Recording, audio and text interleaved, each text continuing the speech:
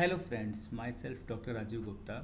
I am taking lecture series on the topic of paper solutions of external exam paper of Sardar Patel University in the subject of MSc Chemistry Semester 1 examination.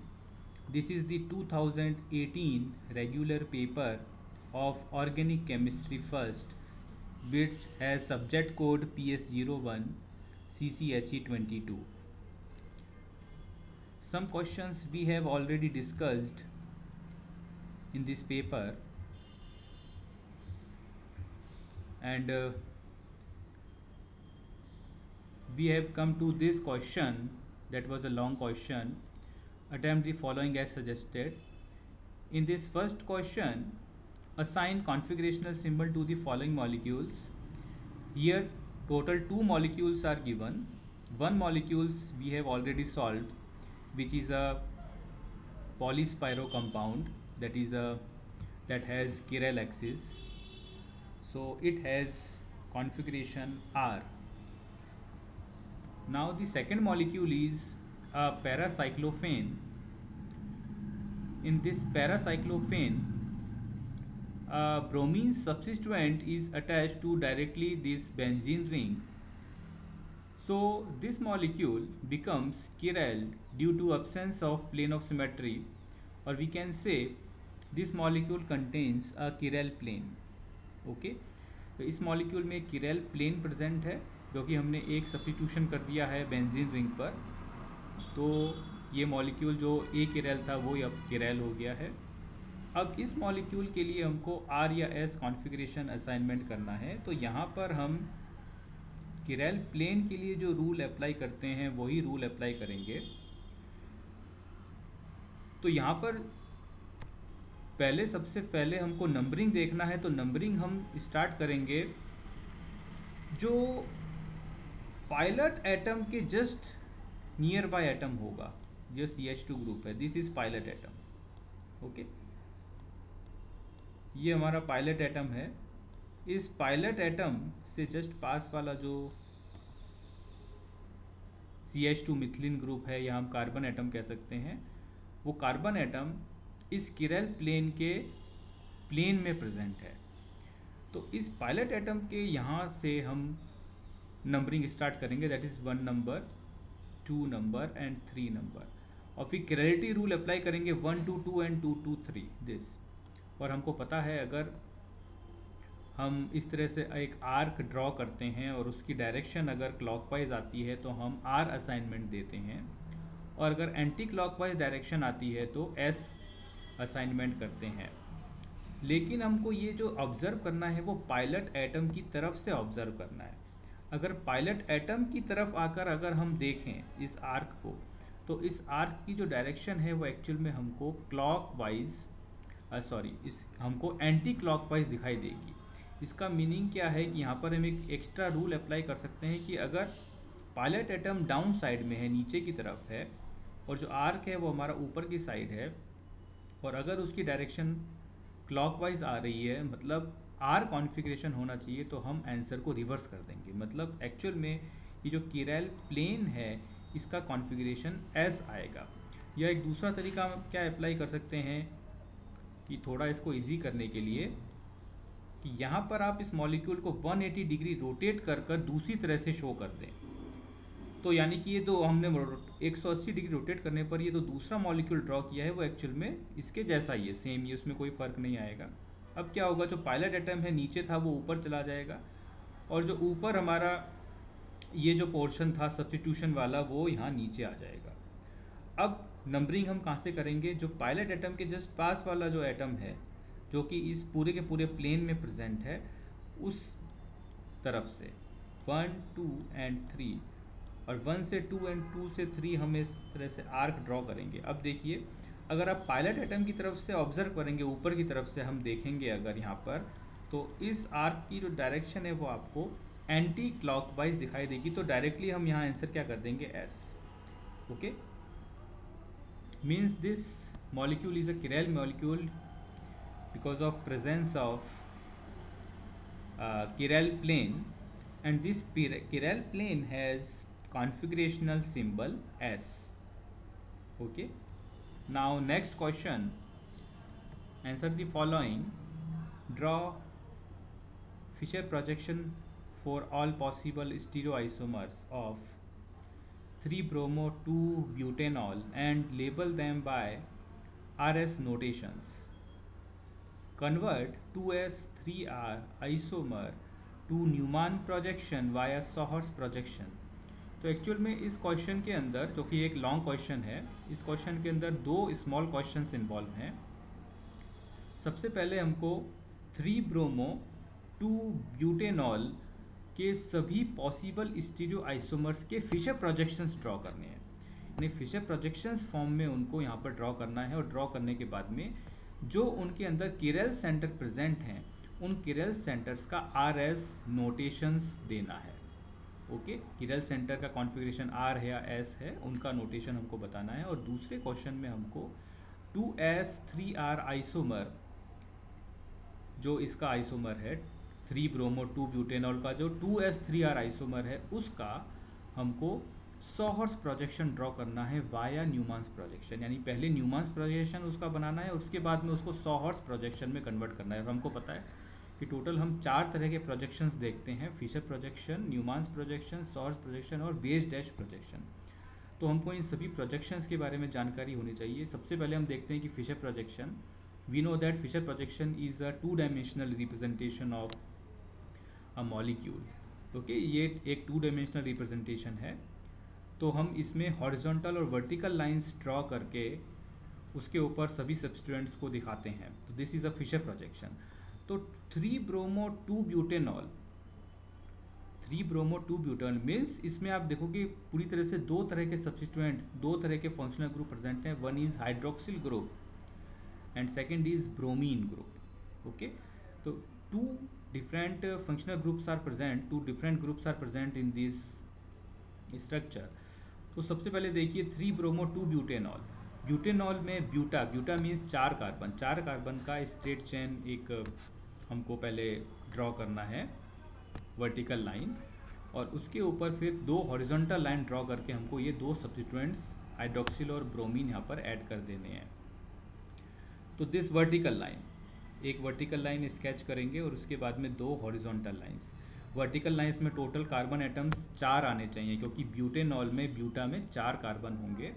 तो 1 2 3 और ये 4 carbons आ गए।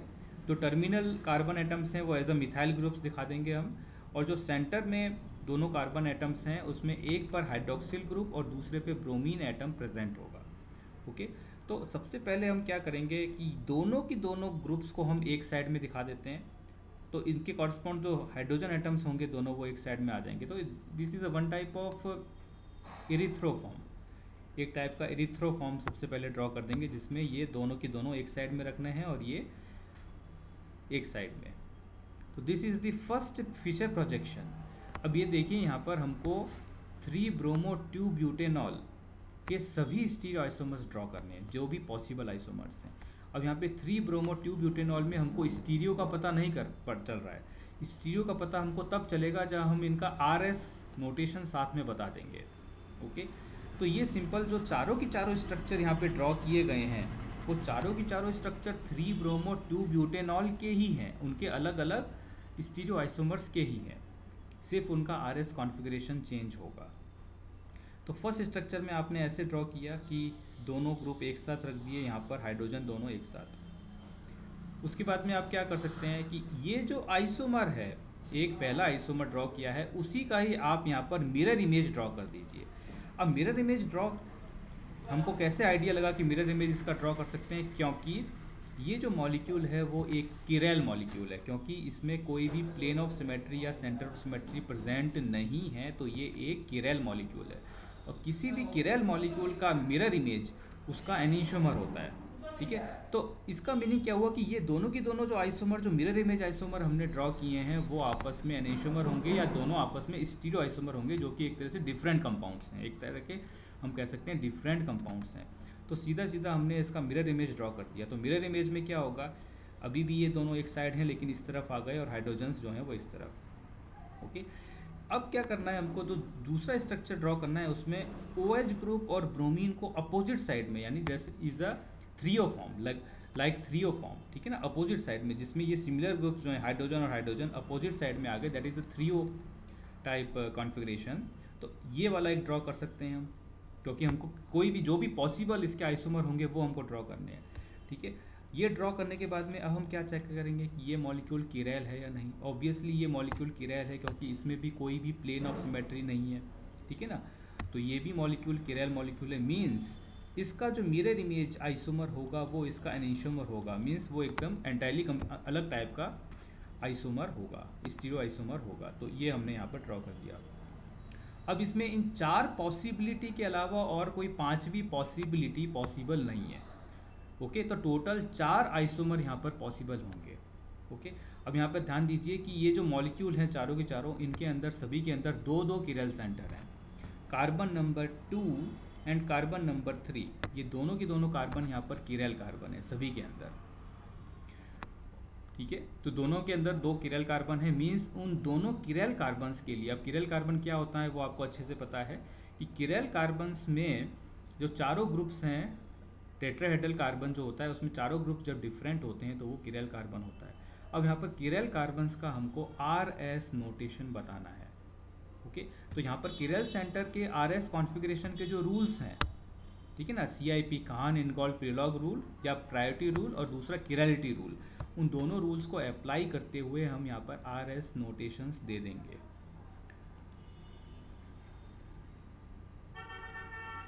Okay. तो हम RS notations इनका बता देते हैं।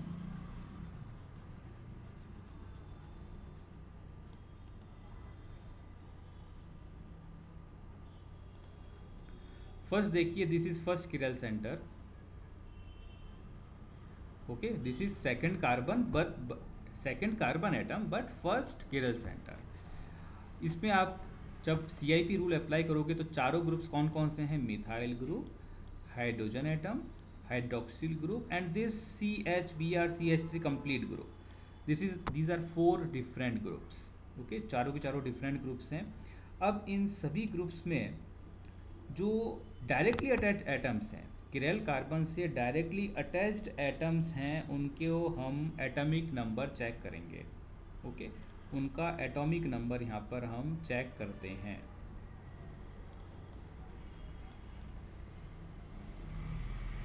तो ये कार्बन हम चेक कर रहे हैं, तो एटॉमिक नंबर देखिए, जो डायरेक्टली अटैच्ड एटम्स हैं किरैल कार्बन से, उन एटम्स का एटॉमिक नंबर। तो हाइड्रोजन का एटॉमिक नंबर 1, कार्बन का 6, ये भी कार्बन है, इसका भी 6 और ऑक्सीजन का 8, means this will get 1 number. Obviously hydrogen has lowest atomic number, तो इसके लिए 4th दे देते हैं। और इस कार्बन में, इस कार्बन से देखिए, इसके साथ में कार्बन अटैच है और यहाँ पर भी कार्बन अटैच है, मीन्स दोनों के दोनों सेम है। तो अब यहाँ पे हम कौन सा रूल देखते हैं, CIP रूल्स के अंतर्गत आता है, that is move towards next atom, अगले एटम्स की तरफ मूव करना है। इस कार्बन के साथ में 3 हाइड्रोजन जुड़े हुए हैं और इस कार्बन के साथ में 1 हाइड्रोजन, 1 ब्रोमीन और 1 कार्बन, यानी कि ये जो कार्बन है वो ज़्यादा प्रायोरिटी गेट करेगा, मतलब ये जो पूरा का पूरा ग्रुप है उसको हम प्रायोरिटी 2 देंगे, it will get priority number 2, obviously it will get number 3। तो हमने चारों ग्रुप्स को प्रायोरिटी दे दिया, ऑर्डर दे दिया 1 2 3 4। नाउ हम सेकेंड रूल अप्लाई कर देते हैं, that is chirality rule. Will make a arc from 1 to 2 and 2 to 3 in this direction. Now 1 to 2 and 2 to 3, okay. 1 to 2, 2 पहले आना चाहिए, 1 से 2, 2 से 3 इस डायरेक्शन में। तो देखिए आप मूवमेंट कैसा आ रहा है, क्लॉकवाइज। क्लॉकवाइज मूवमेंट का मतलब कॉन्फ़िगरेशन इसका क्या होना चाहिए, R। लेकिन आपको एक रूल और पता है इसमें कि फिशर प्रोजेक्शन के अंदर, क्योंकि ये सभी फिशर प्रोजेक्शंस हैं, फिशर प्रोजेक्शन के अंदर अगर 4th number priority group horizontal line पे प्रेजेंट है, ठीक है ना, ये हॉरिजॉन्टल लाइन है और ये वर्टिकल लाइन, अगर हॉरिजॉन्टल लाइन पे प्रेजेंट है तो हम इस आंसर को रिवर्स कर देते हैं, यानी इसका एक्चुअल में कॉन्फ़िगरेशन क्या होगा, S, okay. So this first chiral centre has absolute configuration S.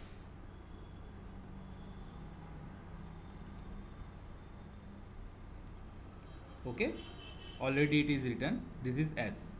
Now अगर हमको आर जो सेकंड नंबर किरल सेंटर है या थर्ड नंबर कार्बन है, उसके लिए अगर असाइनमेंट देना है तो वही CIP रूल एंड किरैलिटी रूल। सबसे पहले हम एटॉमिक नंबर चेक करते हैं। ब्रोमीन ऑब्वियसली इसका सबसे ज़्यादा एटॉमिक नंबर होता है।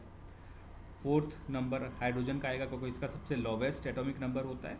और उसके बाद में ये दोनों की दोनों ग्रुप्स चेक करने हैं। तो ऑब्वियसली आपको दिख रहा होगा कि ये जो पूरा पूरा ग्रुप है वो नंबर 2 मिलेगा इसको, और इसको number 3। Now 1 to 2 and 2 to 3, the arc direction is anticlockwise, so it should be S, but the hydrogen atom is present at horizontal line, so we reverse our answer, so it is R। तो यहाँ पर already हमने R बता दिया है, so it is R। Okay, अब देखिए जब भी हम किसी स्टीरियो आइसोमर का, किसी भी इस तरह के किरैल मॉलिक्यूल का जब मिरर इमेज ड्रॉ करते हैं, तो मिरर इमेज में सभी किरल सेंटर्स के जो एब्सोल्यूट कॉन्फ़िगरेशन है वो जस्ट चेंज हो जाते हैं, वो जस्ट उसके अपोजिट हो जाते हैं। एस का आर हो जाता है, आर का एस हो जाता है। तो यहाँ पर तो सोचने की ज़रूरत ही नहीं है, आपको बार बार किरैलिटी रूल अप्लाई करने की या CIP रूल अप्लाई करने की ज़रूरत नहीं है। आपको सिर्फ सबसे पहले एक मॉलिक्यूल का, ये जो आपका पहला स्टीरियो आइसोमर है उसके आपको RS नोटेशन दे देने हैं। उसके बाद में बाकी जितने भी स्टीरियो आइसोमर इसके होंगे उन सभी के कॉन्फ़िगरेशन इसी के हिसाब से आ जाएंगे। आपको हर बार ये अप्लाई नहीं करना है, नहीं तो वो बहुत टाइम वेस्टिंग है। ओके, तो S का R हो जाएगा, R का S, तो इसका भी हो गया। अब देखिए ये जो हमने दूसरा ड्रॉ किया है जिसमें OH जो है वो राइट साइड में है, यहाँ पर देखिए OH राइट साइड में है, तो इसका मतलब इसका कॉन्फ़िगरेशन यहाँ पर S ही होगा। Okay, this is S। लेकिन जो सेकंड नंबर किरल सेंटर है वहाँ पे ब्रोमीन एटम जो है उसकी पोजीशन चेंज हो गई है। वो जो है यहाँ फर्स्ट वाले से हम कंपेयर कर रहे हैं। ओके, फर्स्ट वाले मॉलिक्यूल से कंपेयर कर रहे हैं। जो राइट साइड में था वो अब यहाँ लेफ्ट साइड में हो गया है, तो ऑब्वियसली R का क्या हो जाएगा, S। R का यहाँ पे क्या हो गया, S। अब देखिए अगर हमको यहाँ रिलेशन बताना है इन मॉलिक्यूल्स में, तो मैंने पहले में बता दिया कि ये जो फर्स्ट दो स्ट्रक्चर्स हैं ये आपस में एनिशोमर हैं। ओके, लेकिन जो पहला स्ट्रक्चर और तीसरा स्ट्रक्चर है ये आपस में क्या होंगे, डायस्टीरियोमर। दीज आर डायस्टीरियोमर्स, क्योंकि इनमें एक किरल सेंटर का कॉन्फ़िगरेशन तो सेम है SS, लेकिन दूसरे किरल सेंटर का कॉन्फ़िगरेशन चेंज हो गया है। एक का R है और दूसरे का S है, तो these are diastereomers of each other. Okay, अब ये डायस्टीरियोमर हमने ड्रॉ कर दिया, इसका भी हमको SS कॉन्फ़िगरेशन आया, दिस S और this is also S। Now अब जो हम fourth number stereo isomer draw कर रहे हैं वो इसी का ही क्या है, मिरर इमेज आइसोमर। अब फिर से हमको वही रूल लगाना है कि मिरर इमेज आइसोमर्स में जो RS नोटेशंस हैं वो जस्ट अपोजिट हो जाते हैं। S का क्या हो जाएगा, R, यहाँ पर S का क्या हो जाएगा, R, यानी बोथ आर RR। तो लास्ट वाले का कॉन्फ़िगरेशन क्या आएगा, RR। मीन्स हमारे पास टोटल 4 स्टीरियो आइसोमर्स आएंगे, पहले का SR, दूसरे का RS, तीसरे का SS और चौथे का RR। तो ये हमने जल्दी जल्दी आराम से कर दिया, जो फास्टली सॉल्व हो जाता है कि how we assign their RS notations. Okay, तो टोटल हमारा ये फर्स्ट पार्ट है जो इस क्वेश्चन का वो कंप्लीट हो जाता है, इसमें और कुछ लिखने की आवश्यकता नहीं है। नाउ अब हम सेकंड पार्ट पे आते हैं कि convert 2S 3R isomer to Newman projection, यानी जो 2R 3R आइसोमर। अब इसमें देखिए इन चारों में से 2R और 3R कौन सा है, सॉरी 2S और 3R कौन सा है।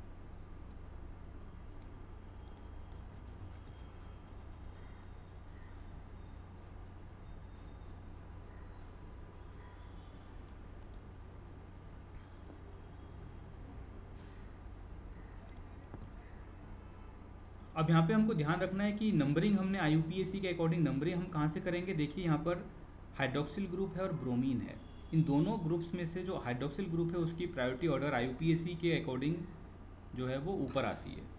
यानी कि हाइड्रोक्सिल की तरफ से क्या होगा, यहाँ पे नंबरिंग स्टार्ट होगी, यानी कि हम यहाँ पे नंबरिंग ऐसा करेंगे 1 नंबर 2 3 एंड 4, ये सीक्वेंस रहेगा सभी चारों के अंदर।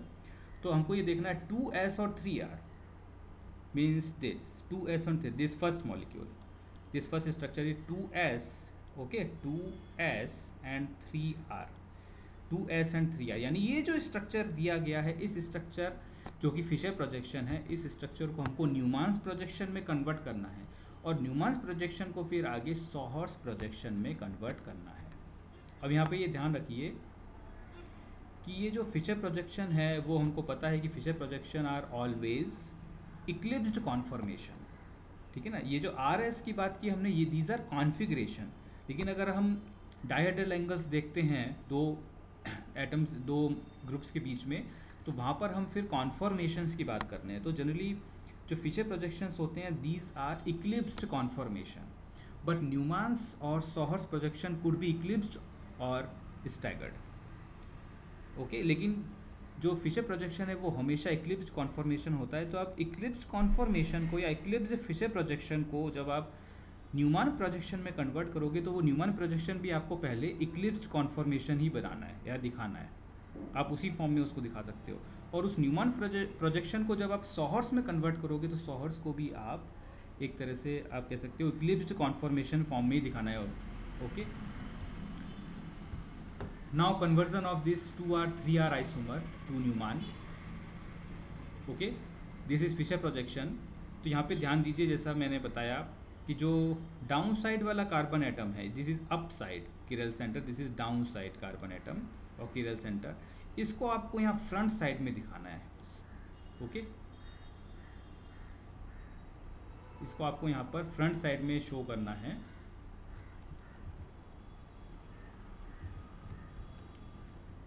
सो सबसे पहले हमको वाया सॉहर्स प्रोजेक्शन, ओके, सबसे पहले हमको सॉहर्स प्रोजेक्शन ड्रॉ करना है इसका। तो दिस किरल सार्टर और this chiral carbon tetrahedral carbon we will show at this side, at front side in Sohor's projection, and this upside chiral carbon in Fischer projection will be shown in back side in Sohor's projection। तो ये यहाँ पर आएगा this carbon atom. Okay, अब जो down side हमारा methyl group है उसको हम यहाँ नीचे की तरफ दिखा देंगे, जो राइट हैंड साइड में ब्रोमीन है उसको यहाँ पर राइट हैंड साइड में दिखाएंगे, और लेफ्ट हैंड साइड में जो हाइड्रोजन एटम है उसको यहाँ लेफ्ट हैंड साइड में दिखाएंगे। दिस हम कह सकते हैं सॉहर्स प्रोजेक्शन में this is front carbon, front portion of this molecule, and this is back portion of this molecule, because the source projection is a 3-dimensional representation but Fischer projection is 2-dimensional। तो Fischer projection में हम properly stereochemistry को नहीं देख सकते, लेकिन sawhorse projection हो या न्यूमान्स प्रोजेक्शन है उसमें हम इजीली स्टीरियो को इमेजिन कर सकते हैं, ऑब्जर्व कर सकते हैं। इसी तरह से आप कार्बन सिंगल बॉन्ड कार्बन, ये कौन सा आएगा, this carbon single bond carbon, ये आपने कार्बन ड्रॉ किया। अब यहाँ पर देखिए जो ऊपर की साइड मिथाइल ग्रुप है वो एक्चुअल में यहाँ पर कहाँ आएगा, नीचे की साइड, डाउन साइड में। ओके, आप क्योंकि फिशर प्रोजेक्शन को आप इस तरह से भी दिखा सकते हो कि ये जो हाइड्रोजन और OH ग्रुप हैं ये आपके वेज पर प्रेजेंट हैं। अगर हम फिशर प्रोजेक्शन को इस तरह से रिप्रेजेंट करें, वैसे इस तरह से रिप्रेजेंट किया नहीं जाता, लेकिन अगर हम इसको इमेजिन करें 3D में, और जो मिथाइल ग्रुप है नीचे की साइड यहाँ पर ये डैश पर दिखा सकते हैं, और ऊपर की तरफ जो मिथाइल ग्रुप है वो भी डैश पर दिखा सकते हैं। तो एक्चुअल में this methyl group is away from viewer. Okay, तो this is away from viewer means actual में अगर आप इसको ऊपर से इमेजिन करो तो ये यहाँ डाउन साइड में दिखाई देगा। नाउ OH ग्रुप जो राइट हैंड साइड में है तो उसको राइट हैंड साइड में दिखाना है, हाइड्रोजन एटम जो लेफ्ट हैंड साइड में है उसको यहाँ लेफ्ट हैंड साइड में दिखाना है। तो this is sawhorse projection of this 2s3r stereoisomer. Now convert this Fischer sawhorse projection into Newman's projection. तो न्यूमान्स प्रोजेक्शन के लिए आप जो ये फ्रंट पोर्शन है इसको यहाँ पर आपको फ्रंट में दिखाना है, और जो बैक पोर्शन है उसको यहाँ बिग सर्किल के द्वारा बैक पोर्शन में दिखाना है। उनको पता है कि न्यूमान्स प्रोजेक्शन में जो हमको फ्रंट पोर्शन है वो इसको डॉट कार्बन से दिखाते हैं फ्रंट साइड में, और जो बैक पोर्शन है बैक कार्बन एटम है उसको ऐसे बिग सर्किल के थ्रू दिखाया जाता है। यानी ये कार्बन एटम आपका कहाँ आएगा, फ्रंट साइड में। नीचे की तरफ यहाँ पे मिथाइल ग्रुप, लेफ्ट साइड में हाइड्रोजन एटम, राइट साइड में ब्रोमीन एटम। नाउ यहाँ पर कार्बन सिंगल बॉन्ड कार्बन यानी किरल कार्बन सिंगल बॉन्ड किरल कार्बन वाला जो हमें बॉन्ड है, सिग्मा बॉन्ड है, वो हम यहाँ नहीं देख सकते because this is a front view. Newman's projection जो है वो फ्रंट व्यू रिप्रेजेंटेशन होता है, इसको हम यहाँ सामने की तरफ से देख रहे हैं। इस साइड से देख रहे हैं हम। तो बैक कार्बन हमने ये ड्रॉ किया, तो ये जो कार्बन एटम है बैक साइड में, this is back carbon, this back carbon. अब बैक कार्बन में नीचे की तरफ क्या है, methyl group, this second methyl group, left right side में hydroxyl group and left side में hydrogen atom. Okay, so this is the Newman's projection of this stereoisomer. So all the three structures are actually for the same molecule, for the same structure, different representations of the same structure, एक ही structure के अलग अलग representation के तरीके हैं। Okay तो इतना सा आप इसमें आप ड्रॉ कर दोगे तो आपका ये क्वेश्चन यहाँ पर कंप्लीट हो जाता है। Okay now next part or next question of this paper I will discuss later in next lecture. Thank you for listening the lecture.